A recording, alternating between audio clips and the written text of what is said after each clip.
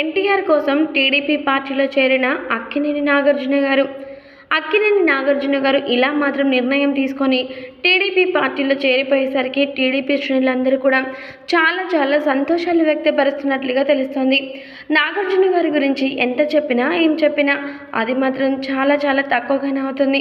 తను మాత్రం ఎప్పుడు చూసినా కానీ కుర్ర హీరోలతో పోటీ పడుతూ సినిమాలు తీస్తూ తన యొక్క అద్భుతమైన అంశాన్ని ఎంతగానో పెంచుకుంటూ వెళ్తూ ఉన్నాడు. అయితే అలాంటి అక్కినేని నాగార్జున గారు ఇప్పటివరకు ఎక్కడ రాజకీయ రంగంలో ప్రస్తావించిందే లేదు. అలాంటి వ్యక్తి మొట్టమొదటిసారిగా తనకెంతో ఇష్టమైనటువంటి, తను ఎంతో అభిమానించేటువంటి జూనియర్ ఎన్టీఆర్ కోసం రాజకీయ రంగంలో చేరిపోవాలని నిర్ణయించుకున్నారట. ఎందుకు అనంటే ఎన్టీఆర్ గారు ఎప్పుడెప్పుడు టీడీపీ బరిలోకి దిగుతారో అని అందరూ వెయిట్ చేస్తున్న నేపథ్యంలో కావాలని కొంతమంది అదే పార్టీలో ఉన్న నాయకులు ఎన్టీఆర్పై హేళనగా మాట్లాడుతున్న నేపథ్యం తెలుసుకున్న అక్కినేని నాగార్జున గారు అవన్నీ కూడా కేవలం అపోహలే, ఎన్టీఆర్ అంటే ఏంటో నేను నిరూపిస్తాను, ప్రజల పట్ల నేను ఎన్టీఆర్ గురించి ఒక మంచి అవగాహన కల్పిస్తాను అని నిర్ణయించుకొని ఎన్టీఆర్ కోసం ఏకంగా టీడీపీ బరిలో దిగేశారట అక్కినేని నాగార్జున గారు. దీంతో ఆయనపై ఎంతో హేళనగా చేస్తున్నటువంటి వ్యాఖ్యలు కూడా ఒక్కసారిగా మూత పడాల్సింది అంటూ ప్రతి ఒక్క